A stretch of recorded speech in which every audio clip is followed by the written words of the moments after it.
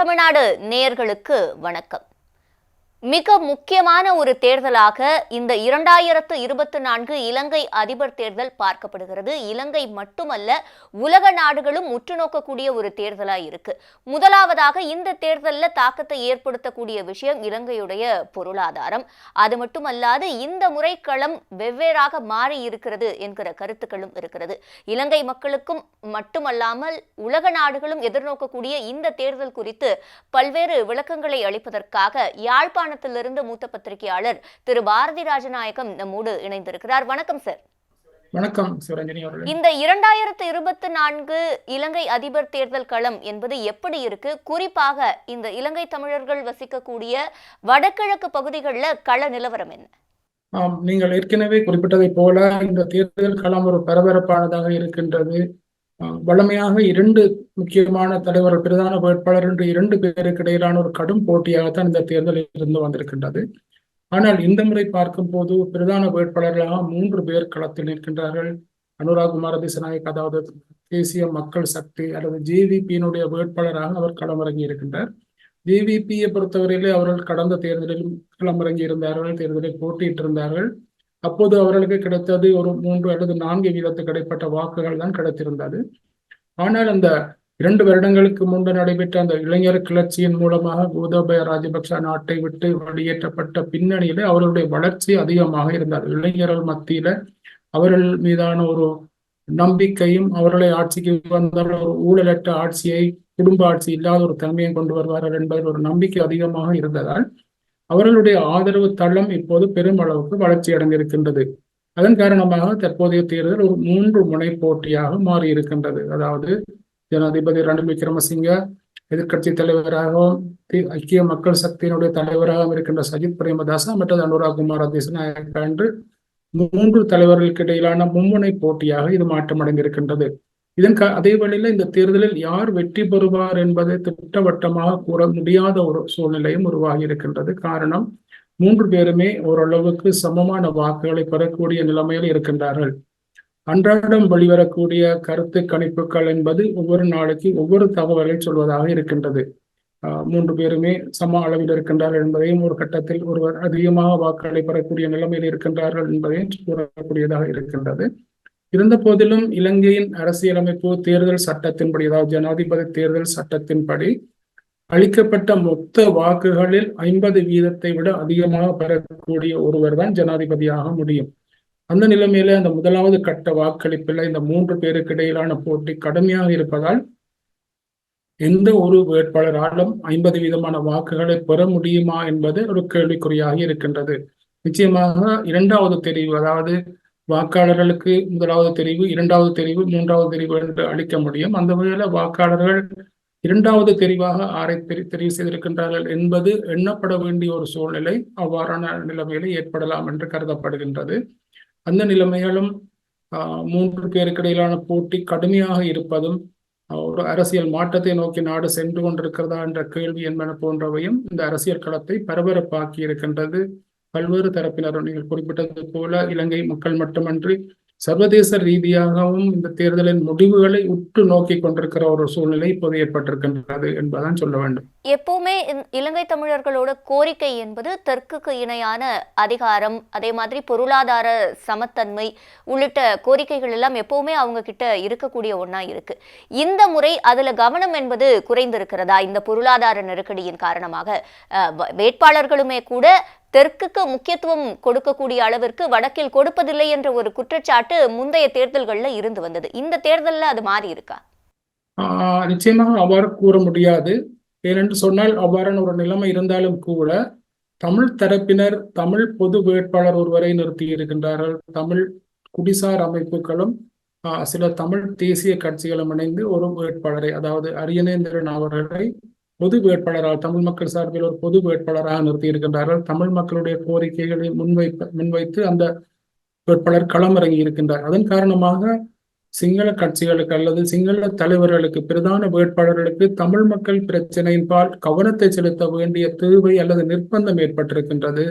அதன் காரணமாக அவர்கள் தமிழ் மக்களுக்கு எவ்வாறான தீர்வை தங்களால் வழங்க முடியும் என்பதையும் அண்மை காலத்தில் சொல்லி வருகின்றார்கள். அதனை விட தமிழ் மக்கள் அதிகமாக வசிக்கின்ற வடக்கு கிழக்கு பகுதிகளுக்கும் அவர்கள் அடிக்கடி வந்து தங்களுடைய பிரசார நடவடிக்கைகளை மேற்கொண்டிருப்பதையும் காணக்கூடியதாக இருக்கின்றது. அதாவது இந்த தேர்தலில் ஒரு கடும் போட்டி இருப்பதும் 3 பேர் போட்டியிடுவதும் தமிழ் மக்களுடைய வாக்குகள் ஒரு தீர்மானிக்கும் சக்தியாக இருக்கும் என்ற ஒரு நிலைமையை ஏற்படுத்தி இருக்கின்றது. அதன் காரணமாக தமிழ் மக்களுடைய வாக்குகளை பெறுவதற்காக ஏதோ சில வாக்குறுதிகளை கொடுக்க வேண்டும் என்ற ஒரு நிர்பந்தம் அல்லது தேவை அவர்களுக்கு ஏற்பட்டிருக்கின்றது என்றுதான் சொல்ல வேண்டும். அதன் காரணமாக 3 ஜனாதிபதி வேட்பாளர்களும், அதாவது பிரதானமாக போட்டியிடுகின்ற 3 ஜனாதிபதி வேட்பாளர்களுமே தமிழ் மக்களுக்கான தீர்வு என்ன என்பது சம்பந்தமாக சில விடயங்களை தங்களுடைய தேர்தல் விஞ்ஞாபனத்திலேயே தெரிவித்திருக்கின்றார்கள்.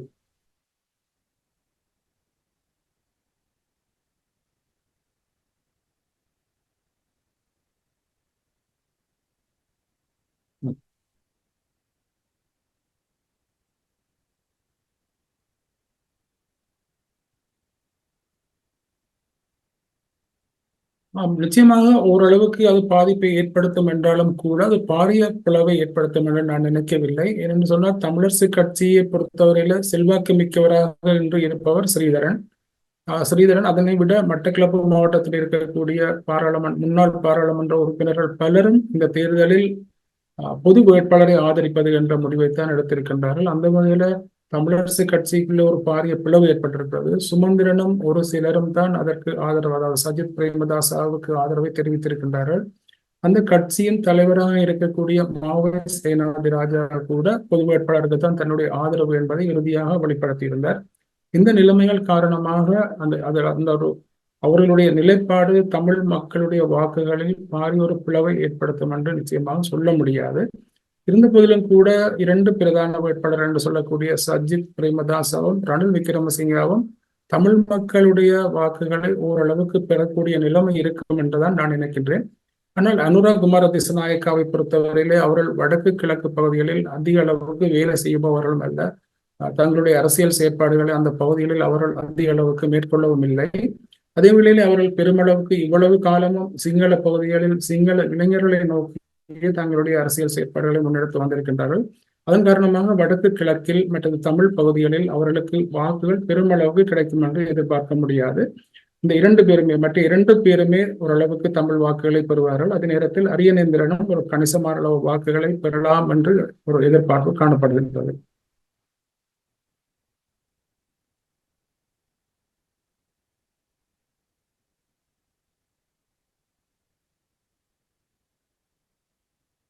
தமிழ் மக்களை பொறுத்தவரையிலே அவர்களுக்கு 2 விதமான பிரச்சனைகள் அல்லது தேவைகள் இருக்கின்றது. முதலாவது அவர்களுக்கு ஒரு அரசியல் தீர்வு ஒன்று தேவை இருக்கின்றது. நிரந்தரமான ஒரு அரசியல் தீர்வு, தங்களுடைய அபிலாஷைகளை நிறைவேற்றக்கூடிய வகையில அவருடைய தாயக பகுதி என்று சொல்லப்படுகின்ற வடக்கு கிழக்கு பகுதியில ஒரு சுயாட்சி அல்லது தங்களை ஆளக்கூடிய வகையிலான ஒரு அரசியல் தீர்வு தான் அவருடைய முதலாவது எதிர்பார்ப்பாக இருக்கின்றது. 2வது அவர்கள் எதிர்கொள்ளக்கூடிய பிரச்சனைகள் நிறைய இருக்கின்றது. காணாமல் ஆக்கப்பட்டவர்கள் பிரச்சனை இருக்கின்றது. 2009ஆம் ஆண்டு நடைபெற்ற இறுதி யுத்தத்தின் பேர் ஆயிரக்கணக்கானவர்கள் படையினரிடம் சரணடைந்து காணாமல் போயிருக்கின்றார்கள். அவ்வாறு காணாமல் போனவர்களினுடைய உறவினர்கள் கடந்த 15 வருட காலமாகவே அதற்கான போராட்டங்களை முன்னெடுத்து வருகின்றார்கள். அவ்வாறு காணாமல் ஆக்கப்பட்டவர்களுக்கு என்ன நடந்தது என்பதற்கான பொறுப்பு கூறப்பட வேண்டும் என்ற ஒரு எதிர்பார்ப்பு இருக்கின்றது. அதனை விட வடக்கு கிழக்கு பகுதிகளை பொறுத்தவரையில தமிழ் மக்களுக்கு சொந்தமான பல காணிகளில் இராணுவம் ஆக்கிரமித்திருக்கின்றது. அதனை விட தொல்பொருள் திணைக்களம், வன இலாகா போன்ற திணைக்களங்களுக்காகவும் பல காணிகள் அபகரிக்கப்பட்டு கொண்டிருக்கின்றது. இந்த பிரச்சனைகளுக்கு தீர்வு காணப்பட வேண்டும். தாயக பகுதிகளில் தாங்கள் நிம்மதியாக சுயாதீனமாக செயற்படக்கூடிய ஒரு நிலைமை உருவாக்கப்பட வேண்டும். அதிகாரம் மிக்க ஒரு மாகாண சபை உருவாக்கப்பட்டு அதன் மூலம் எங்களை நாங்களே நிர்வகிக்கக்கூடிய அளவுக்கு எங்களுக்கு அதிகாரங்கள் வழங்கப்பட வேண்டும் என்பதுதான் தமிழ் மக்களுடைய பிரதான கோரிக்கை, எதிர்பார்ப்பாக இருக்கின்றது. இப்போ இருக்கக்கூடிய பிரதான வேட்பாளர்கள்ல ரணில் விக்ரமசிங்க இதை குறிப்பிட்டிருக்கிறார். இந்த காணாமல் போனவர்கள் இவர்களை தேடுவதற்கான முயற்சி என்பது தன்னுடைய ஆட்சியில் கொண்டு வரப்படும் என்ற ஒரு வாக்குறுதியினை அவர் அளித்திருக்கிறார். அது எந்த அளவுக்கு சாத்தியப்படும்? அவர்களை பொறுத்தவரையில அவ்வாறான வாக்குறுதிகளை வழங்குவது என்பது வளமையான ஒன்றுதான்.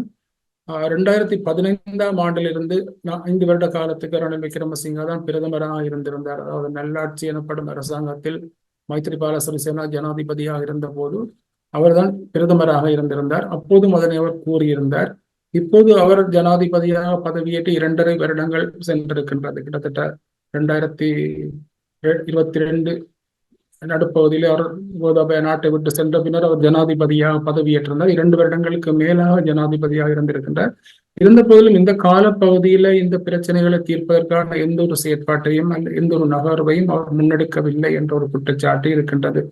பாராளுமன்றத்தில் அவருக்கு ஆதரவு இல்லாமல் இருப்பது அதற்கு ஒரு காரணமாக இருந்தாலும் கூட அவர் ஒரு நிறைவேற்று அதிகார ஜனாதிபதி என்ற முறையில அதனை நோக்கி சில நகர்வுகளை மேற்கொண்டிருக்க முடியும். அவர் இருந்த போதிலும் கூட அவர் அவ்வாறான எதையும் செய்யவில்லை என்ற ஒரு கருத்து பொதுவாக முன்வைக்கப்படுகின்றது. இதன் காரணமாக அவர் இப்போது சொல்லக்கூடிய வாக்குறுதி கூட எந்த அளவுக்கு நிறைவேற்றப்படும் என்பதில் தமிழ் மக்கள் மத்தியில கேள்விகள் தான் இருக்கின்றது. இப்போ ராஜபக்ச குடும்பத்தை பொறுத்தவரையில் சிங்கள மக்களுக்கு மஹிந்த ராஜபக்ச ஒரு ஹீரோவாக தெரிகிறார் என்ற ஒரு சூழ்நிலை எல்லாம் இருந்தது. ஈழப்போருக்கு பிந்தைய முடிவுகள் ஒவ்வொரு தேர்தலிலும் தாக்கத்தை ஏற்படுத்தி இருந்தன. தமிழ் மக்களை பொறுத்தவரையில் ராஜபக்ச குடும்பத்திற்கு வாக்களிக்க கூடாது என்ற ஒரு சூழலில் பிற வேட்பாளர்களை அவர்கள் ஆதரிக்கும் ஒரு சூழல் இருந்து வந்ததாகவும் சொல்லப்பட்டது. அந்த விஷயங்கள் எல்லாம் இந்த தேர்தலில் மாறி இருக்கிறதா? நிச்சயமாக இல்லை என்றுதான் சொல்ல வேண்டும். ராஜபக்சாக்களை பொறுத்தவரையில இந்த 2 வருடங்களுக்கு முன்னர் இடம்பெற்ற அந்த இளைஞர்களுடைய மக்களுடைய கிளர்ச்சி என்பது, அதாவது கோதாபய ராஜபக்சாவை பதவியிலிருந்து மஹிந்த ராஜபக்சாவை பிரதமர் பதவியிலிருந்து விரட்டி அடித்த அந்த கிளர்ச்சி என்பது ராஜபக்சாக்களுக்கு சிங்கள மக்கள் மத்தியில இருந்த செல்வாக்கை பெருமளவுக்கு குழி தோண்டி புதைத்து விட்டது என்றுதான் சொல்ல வேண்டும். அதற்கு 2-3 காரணங்கள் இருக்கின்றது. முதலாவது அவர்களுடைய குடும்ப ஆதிக்கம். அரசியலில் அனைத்து இடங்களிலுமே அவருடைய ஆதிக்கம் இருந்தது. ஜனாதிபதியாக கோதாபாயாவும், பிரதமராக மஹிந்தவும், சபாநாயகராக அவருடைய மற்றொரு சகோதரரும், அமைச்சர் பதவியில அவருடைய மற்றொரு சகோதரரும் இருக்கிற ஒரு நிலைமை இருந்தது. அரசாங்கம் என்பது அந்த ஒரு குடும்ப ஆதிக்கம் மிக்கதாக இருந்தது. அதே வேளையில ஊழல் மோசடிகள் தொடர்பாக பல்வேறு குற்றச்சாட்டுகள் தெரிவிக்கப்பட்டிருந்தது. அதனை விட நீங்கள் அறிந்திருப்பீர்கள், நீதிமன்ற தீர்ப்பு ஒன்றின் மூலமாக கூட பொருளாதார ரீதியான நெருக்கடிக்கு, அதாவது பொருளாதார குற்றவாளிகள் என்று மஹிந்த ராஜபக்ச குடும்பம் அடையாளம் காணப்பட்டிருந்தது உயர் நீதிமன்றத்தால். இவ்வாறான ஒரு பின்னணியிலே அவர்களுக்கு இருந்த செல்வாக்கு பெருமளவுக்கு குறைந்துவிட்டது. அதாவது நீங்கள் குறிப்பிட்டது போல போரில் வெற்றி பெற்றவர்கள் என்ற முறையில சிங்கள மக்கள் மத்தியில் அவர்களுக்கு பெரிய ஒரு செல்வாக்கு இருந்தாலும் கூட 2002ஆம் ஆண்டு இடம்பெற்ற அந்த கிளர்ச்சியின் போது அதே சிங்கள மக்களால் அவர்கள் விரட்டி அடிக்கப்பட்ட ஒரு நிலைமை இருந்தது. அதனால் அவர்கள் மீண்டும் எழுந்து நிற்க முடியாத ஒரு நிலைமையில தான் இப்போது அவர்களுடைய குற்றச்சாட்டுக்கள் எதற்குமே உள்ளாகாதவர்கள் என கருதப்படுகின்ற நாமல் ராஜபக்சாவை ஜனாதிபதி தேர்தலில் களமிறக்கி இருக்கின்றார்கள். இருந்த போதிலும் அவரும் கிட்டத்தட்ட அதே பாணியில் தான் சொல்லுகிறார். தமிழ் மக்களுக்கு மாகாண சபைகளுக்கு இருக்கக்கூடிய போலீஸ் காணி அதிகாரங்களை வழங்க மாட்டேன் என்பதை அவர் யாழ்ப்பாணத்தில் வந்தும் கூட தெரிவித்திருக்கின்றார். அந்த வகையிலே அவர்கள் சிங்கள மக்களுடைய, சிங்கள கடும் போக்காளருடைய செல்வாக்கை அல்லது ஆதரவு தளத்தை தொடர்ந்தும் தக்க வைப்பதன் அவருடைய நோக்கமாக இருக்கின்றது. தமிழ் மக்களை பொறுத்தவரையிலே அவர்கள் ஒரு நியாயமான ஒரு தீர்வை வழங்குவார்கள் என்ற எதிர்பார்ப்பு தமிழ் மக்களுக்கு இல்லை என்றுதான் சொல்ல வேண்டும்.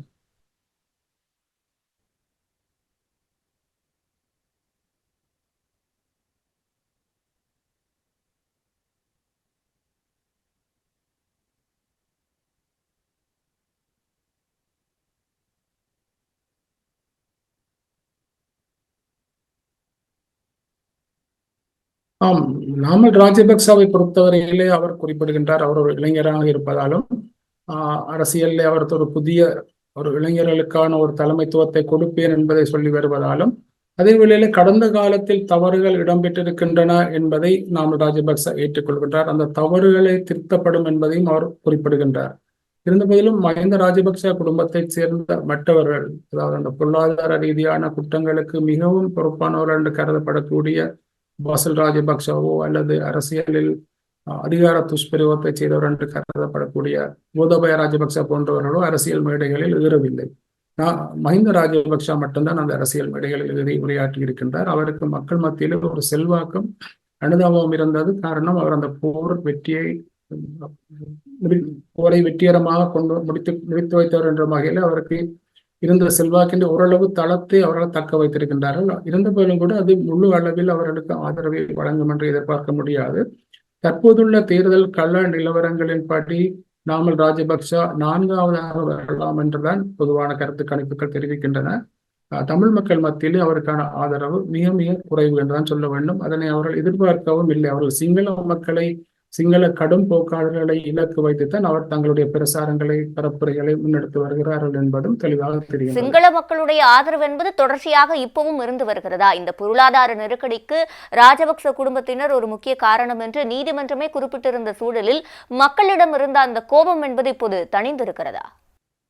மக்கள் மத்தியிலே அந்த கோபம் இருந்தாலும் கூட ஒரு கடும் போக்கான சிந்திக்கக்கூடிய சிங்கள மக்கள் மத்தியிலே அவர்கள் ஓரளவுக்கு தங்களுடைய ஆதரவை வைத்திருக்கின்றார்கள். அவர்களுக்கான, அதாவது அந்த பொதுஜன பெருமனை என்ற அவருடைய கட்சிக்கான சில கட்டமைப்புகள் கிராம மட்டங்களிலும் உருவாக்கப்பட்டிருக்கின்றது. அதன் மூலமாக ஓரளவுக்கு வைத்திருக்கின்றார்களே தவிர ஒரு அதிகாரத்துக்கு உடனடியாக வரக்கூடிய அளவுக்கு அவர்களுக்கான ஆதரவு இல்லை என்றுதான் நிச்சயமா சொல்ல வேண்டும். அப்போது அவர்களுடைய திட்டம் என? ராஜபக்ச குடும்பத்தினர் இந்த முறை களம் காண்கின்றனர். ஆனாலும் வெற்றி பெறக்கூடிய அளவுக்கு அவர்களுக்கு ஆதரவு இல்லை என்பதை அறிந்தே அவர்கள் களம் காண்கிறார்கள். அவர்களுடைய திட்டம் என்னவாக இருக்கிறது? அவர்களை பொறுத்தவரையில் அவருடைய கட்சியை தக்க வைத்துக் கொள்ள வேண்டும் என்பது முதலாவது தேவையாக இருந்திருக்கின்றது. இந்த தேர்தலில் தாங்கள் களம் காணாவிட்டால் தங்களுடைய கட்சியில இருப்பவர்கள் அனைவருமே தங்களை விட்டு வேறு ஆட்களுக்கு ஆதரவாக மாறிவிடுவார்கள் என்ற ஒரு நிலைமை அவர்களுக்கு இருந்தது. குறிப்பாக ரணில் விக்ரமசிங்காவுக்கு ஆதரவளிப்பதற்கு பலர் தயாராக இருந்தார்கள். வேறு சிலர் சஜித் பிரேமதாசவுடன் இணைவதற்கு தயாராக இருந்தார்கள். அதனை விட கீழ்மட்டத்தில் இருக்கக்கூடிய சிலர் அனுராக் குமாராவுக்கு ஆதரவளிக்கலாம் என்ற ஒரு நிலைப்பாட்டில் இருந்தார்கள். அவர்களை ஓரளவுக்கு தக்க வைத்து கட்டுக்கோப்புடன் வைத்திருக்க வேண்டும் என்று சொன்னால் தாங்கள் தேர்தலில் களமிறங்க வேண்டும் என்ற ஒரு நிர்பந்தம் அவர்களுக்கு ஏற்பட்டிருந்தது. அதே வேளையில் எதிர்கால தேர்தலை பொறுத்தவரையில தங்களுடைய கட்சியை ஏதோ ஒரு வகையில் தக்க வைத்து தங்களுடைய அரசியல் இருப்பை பாதுகாக்க வேண்டுமானால் கட்சியை தக்க வைக்க வேண்டும். அதே வேளையில நாமல் ராஜபக்சா தான் அடுத்த கட்சியின் தலைவர் என்பதை வெளிப்படுத்த வேண்டும் என்ற இலக்குடன் தான் அவர்கள் இப்போது செயற்பட்டிருக்கின்றார்கள் என்றுதான் தோன்றுகிறது. இப்ப தமிழ் மக்களுடைய கோரிக்கைகளுக்கான முக்கியத்துவம் என்பது இப்போது இருக்கக்கூடிய பிரதான வேட்பாளர்கள் மத்தியில் எவ்வாறு இருக்கிறது? அது மட்டும் இல்லாமல் தற்போதைய ஆட்சியில், அதுவும் இந்த தேர்தல் அறிவிக்கப்பட்டதற்கு பிறகு இந்திய தமிழர்கள் கைது செய்யப்படுவது அதிகரித்திருக்கிறது என்கிற செய்திகளையும் விமர்சனத்தையும் காண முடிகிறது. அதுதான் உண்மை நிலையா? அந்த ஜனாதிபதி வேட்பாளர்களை பொறுத்தவரையில தமிழ் மக்களுடைய கோரிக்கைகள் சம்பந்தமாக தங்களுடைய கவனத்தை செலுத்த வேண்டும் என்பதில் அக்கறை இருக்கிறார்கள் என்பதை நான் முதலில் சுட்டிக்காட்டியிருந்தேன். அதற்கு காரணம் தமிழ் மக்களுடைய வாக்குகள் இந்த தேர்தலில் முக்கியமானவையாக இருப்பது. அதற்கு காரணம் அந்த 3 பேருக்கு இடையிலான அந்த போட்டியில தமிழ் மக்களுடைய வாக்குகள் ஏதோ ஒரு வகையில தீர்மானிக்கும் சக்தியாக இருக்கும் என்பதால் தமிழ் மக்களுடைய ஆதரவை தக்க வைக்க வேண்டும் என்பதற்கான சில முயற்சிகளை அவர்கள் மேற்கொண்டு வருகின்றார்கள். அதுக்காக 3 பேருமே ஏற்கனவே அரசியலமைப்பில் இருக்கக்கூடிய அந்த 13வது திருத்த சட்டம் நடைமுறைப்படுத்தப்படும் என்பதைத்தான் சொல்லி வருகின்றார்கள். அரசியலமைப்பில் ஏற்கனவே அது இருக்கின்றது. அதனை நடைமுறைப்படுத்தாமல் இருப்பது உண்மையில் ஒரு தவறான நடவடிக்கை. அதனைத்தான் அவர்கள் நடைமுறைப்படுத்துவோம் என்பதை ஒரு வாக்குறுதியாக சொல்லி வருகின்றார்கள். 13வது திருத்தம் என்பது உங்களுக்கு தெரிந்திருக்கும். இலங்கை இந்திய ஒப்பந்தத்தின் மூலமாக 87ஆம் ஆண்டு கைச்சாத்திடப்பட்ட அந்த ஒப்பந்தத்தின் மூலமாக கொண்டு வரப்பட்ட மாகாண சபைகளுக்கான திட்டம் தான் 13வது திருத்தம். அது நடைமுறைப்படுத்தப்படும் என்பதுதான் அந்த 3 பிரதான வேட்பாளர்களுடைய வாக்குறுதியாகவும் இருக்கின்றது. உண்மையில சொல்லப்போனால் அது புதிது என்று ஒன்றும் இல்லை. அது ஏற்கனவே அரசியலமைப்பில் சொல்லப்பட்டிருக்கின்ற ஒரு விடயம். அது கடந்த சில வருடங்களாக நடைமுறைப்படுத்தப்படாமல் இருந்ததற்கு காரணம் தமிழ் பகுதிகளுக்கு அதிகாரங்களை கொடுப்பதற்கோ அல்லது தமிழர்கள் தாங்களே நிர்வகிப்பதையோ அவர்கள் விரும்பவில்லை என்பதுதான் அதற்கு காரணம். அது நடைமுறைப்படுத்தப்படாமல் இருந்ததற்கு இந்தியா கூட போதிய அழுத்தங்களை கொடுக்கவில்லை என்ற ஒரு கருத்தும் பல்வேறு தரப்பினரால் முன்வைக்கப்பட்டு வருகின்றது. இங்க 2வதாக கேட்ட அந்த மீனவர்கள் பிரச்சனை தொடர்பான விடயத்திலும் இலங்கை அரசாங்கம் போதிய அளவுக்கு செயற்படவில்லை என்ற ஒரு குற்றச்சாட்டும் முன்வைக்கப்பட்டிருந்தது. இந்த பின்னணியில தான் இப்போது அண்மை காலத்தில் அதிக அளவுக்கு இந்திய மீனவர்கள் கைது செய்யப்பட்டிருக்கின்றார்கள். அவர்கள் மீதான தண்டனையும் பெருமளவுக்கு விதிக்கப்பட்டிருந்தது. பெருமளவு நட்டங்கள் அல்லது தண்டப்பணம் விதிக்கப்படுவது அவர்களுக்கு சிரமத்தை ஏற்படுத்தி இருக்கின்றது. இது போன்ற செயற்பாடுகள் ஏதோ ஒரு வகையில வடபகுதியில் இருக்கக்கூடிய மீனவர்களுடைய ஆதரவை பெற்றுக் கொள்வதற்கான ஒரு முயற்சி, அரசாங்கம் மேற்கொள்கின்ற ஒரு முயற்சி என்ற ஒரு கருத்து முன்வைக்கப்படுகின்றது. இதில் ஓரளவுக்கு உண்மை இருக்கலாம் என்றுதான் நான் நினைக்கின்றேன். சரி, இப்போது இருக்கக்கூடிய இந்த பிரதான வேட்பாளர்கள்ல ரணில் விக்ரமசிங்கவை பொறுத்த வரைக்கும் 6 முறை பிரதமராக இருந்திருக்கிறார். இதற்கு முன்பாக தமிழர்களுக்கு நிறைய வாக்குறுதிகளை அவர் கொடுத்திருக்கிறார். இந்த முறை ஜனாதிபதியாக அவர் இருந்தபோது அவருடைய ஆட்சி என்பது எந்த அளவுக்கு திருப்திகரமாக சிங்கள மக்களுக்கும் சரி தமிழக மக்களுக்கும் சரி எவ்வாறு அமைந்திருந்தது? அவரை மீண்டும் மக்கள் நம்புவதற்கான வாய்ப்புகள் இருக்கிறதா? ஜனாதிபதி ரணில் விக்ரமசிங்காவை பொறுத்தவரையிலே அவர் அந்த பொருளாதாரத்தை மீட்டெடுத்தவர் என்ற வகையில் தான் அவர்கள் இப்போது பிரபலம் பெற்றிருக்கின்றார். அவருடைய பிரச்சாரம் கூட அவர் தன்னை முன்னிலைப்படுத்துவதற்காக மக்களிடம் கொண்டு செல்கின்ற செய்திகளில் முக்கியமானதாக இருப்பது 2 வருடங்களுக்கு முன்னர் இருந்த நிலைமையை நீங்கள் மறந்து விட்டீர்களா என்றுதான். 2 வருடங்களுக்கு முன்னர் இருந்த ஒரு மிகவும் மோசமான ஒரு பொருளாதார நெருக்கடிக்குள்ள மக்கள் அன்றாட வாழ்க்கையை கொண்டு செல்வதற்கே கடும் சிரமப்பட்டார்கள். போக்குவரத்துக்கள் இல்லாத ஒரு நிலைமை இருந்தது. வீட்டில் சமைப்பதற்கு தேவையான கேஸ் சிலிண்டர் இல்லாமல் இருந்தது. இது போன்ற பல்வேறு மின்சாரத்துக்கு பிரச்சனை இருந்தது. இது போன்ற பல்வேறு நெருக்கடிகளின் மத்தியில வாழ்க்கையை கொண்டு செல்ல முடியாத ஒரு சூழ்நிலை காணப்பட்டிருந்தது. அந்த நிலைமையில தான் ஆட்சி மாற்றம் ஏற்பட்டது. கோதாபய நாட்டை விட்டு வெளியேற்றப்பட்ட நிலைமை அப்போதான் ஏற்பட்டது. அந்த நிலைமையில இருந்து இலங்கை ஓரளவுக்கு மீண்டு வருவதற்கு தான் காரணம் என்பதுதான் அவருடைய பிரதானமான பிரச்சார பொருளாக இருக்கின்றது. அதனை முன்னிலைப்படுத்தி தான் அவர் சிங்கள மக்களிடமும் தமிழ் மக்களிடமும் வாக்குகளை கேட்கின்றார். அதே வேளையில தமிழ் மக்களிடம் ஸ்பெஷலாக விசேடமாக உங்களுடைய இன நெருக்கடிக்கான தீர்வு என்னால் தரப்படும் என்பதையும் அவர் முன்வைக்கின்றார். குறிப்பிட்ட காலத்துக்குள் 13வது திருத்தத்தை நடைமுறைப்படுத்துவதன் மூலமாக அதற்கான தீர்வு வழங்கப்படும் என்ற ஒரு கருத்தை அவர் முன்வைக்கின்றார். சிங்கள மக்கள் மத்தியில் இந்த பொருளாதார பிரச்சனை என்பது பெருமளவு தாக்கத்தை ஏற்படுத்தி இருந்ததாலும் ஒரு ஸ்திரமான அரசாங்கத்தை தன்னால் மட்டும்தான் தரக்கூடியதாக இருக்கும் என்பதாலும், மற்றது சர்வதேச அமைப்புகள் IMF போன்ற சர்வதேச அமைப்புகளிடமிருந்து நிதியுதவி போன்றவற்றை பெற்று இலங்கையை ஒரு ஸ்திரமாக கொண்டு செல்வதற்கு தன்னால் மட்டும்தான் முடியும் என்பதை தான் அவர் சிங்கள மக்களிடமும் தமிழ் மக்களிடமும் குறிப்பிட்டு வருகின்றார்.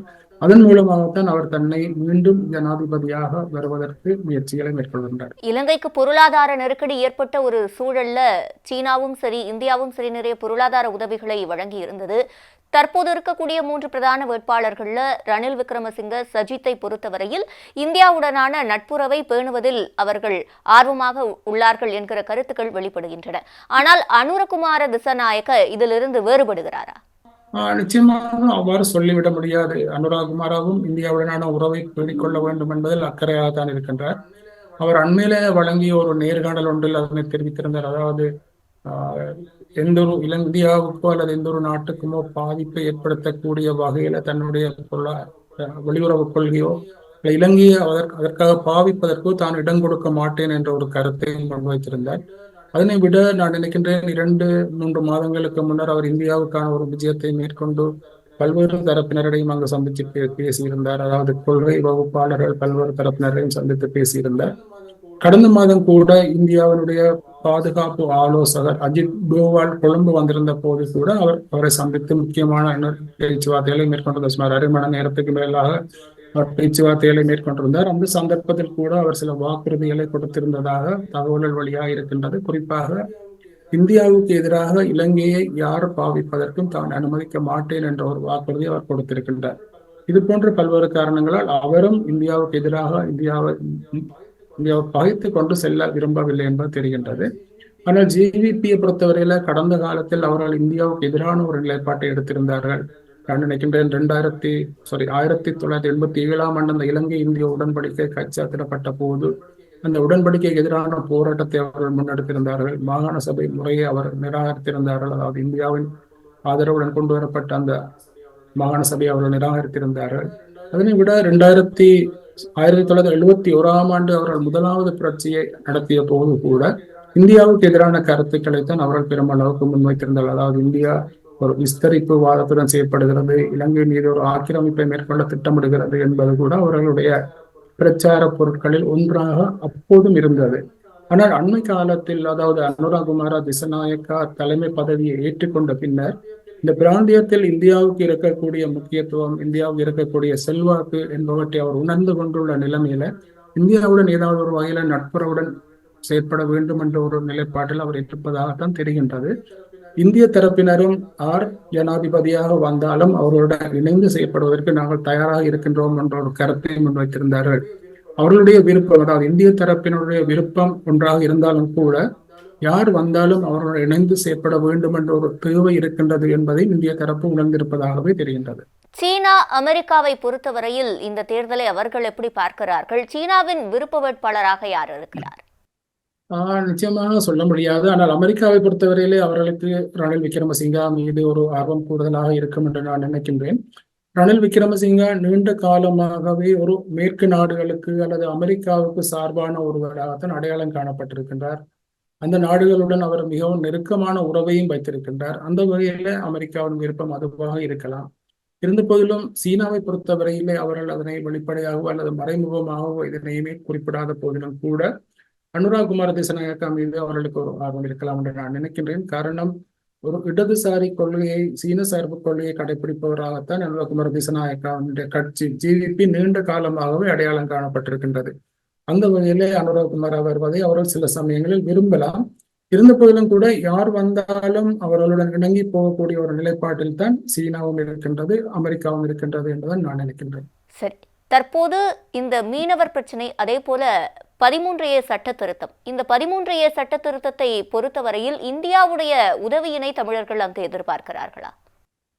நிச்சயமாக எதிர்பார்க்கின்றார்கள். அந்த 13வது திருத்தம் என்று கூறப்பட்டாலும் கூட அதில் இருக்கக்கூடிய அதிகாரங்கள் முழுமையாக வழங்கப்படாத ஒரு நிலைமைதான் காணப்படுகின்றது. குறிப்பாக அந்த காணி போலீஸ் அதிகாரம் என்பது தமிழர்களை பொறுத்தவரையில மிகவும் முக்கியமானது, அடிப்படையானதும் அதுதான். அந்த அதிகாரங்கள் இல்லாத ஒரு மாகாண சபை என்பதோ 13வது திருத்தத்தை நடைமுறைப்படுத்துவோம் என்பதோ தமிழர்களை பொறுத்தவரையில அர்த்தமற்ற ஒன்றாகத்தான் இருக்கும்.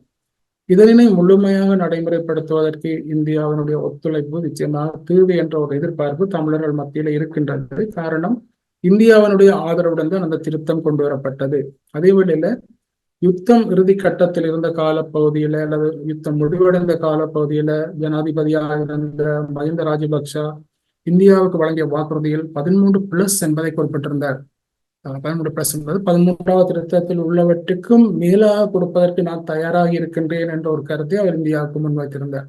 இப்போது அவர்கள் அதிலிருந்து மாறுபடுகின்றார்கள். அதாவது யுத்தம் நடைபெறும் போது அந்த புலிகளால் ஏற்படக்கூடிய அழுத்தங்கள் இருந்த போது அவர்கள் நிறைய இறங்கி வந்திருந்தார்கள். இப்போது அவ்வாறு தேவையில்லை என்று அவர்கள் கருதுகின்றார்களோ தெரியவில்லை. இவ்வாறான ஒரு நிலைமையில இந்தியாவினுடைய அழுத்தங்கள் மூலமாகத்தான் இதனை ஓரளவுக்கு செயற்படுத்தக்கூடியதாக இருக்கும் என்றுதான் தமிழர்கள் எதிர்பார்க்கின்றார்கள். மிக்க நன்றி திரு ராஜநாயகம். இந்த இலங்கை தேர்தலை பொறுத்தவரையில் இந்த முடிவுகள் எவ்வாறு அமையும் என்ற எதிர்பார்ப்பு உலக நாடுகளுக்கும் இருக்கிறது, இலங்கை மக்களுக்கும் இருக்கிறது. இலங்கை மக்கள் இந்த முறை தேர்தலில் என்ன முடிவெடுப்பார்கள் என்பதை தெரிந்து கொள்ள உலக நாடுகள் ஆர்வமாக இருக்கின்றன என்றுதான் நாம் எடுத்துக்கொள்ள வேண்டியிருக்கிறது. விரிவாக பதிலளித்தமைக்கு நன்றி. உங்களுக்கும் மிக்க நன்றி. இந்த சந்தர்ப்பத்தை தந்ததற்கும் இந்த நேர்காணலை இணைத்துக் கொண்டமைக்கும் உங்களுடைய தொலைக்காட்சிக்கும் உங்களுக்கும் தனிப்பட்ட முறையில் நன்றிகளை தெரிவித்துக் கொள்கின்றேன். வணக்கம்.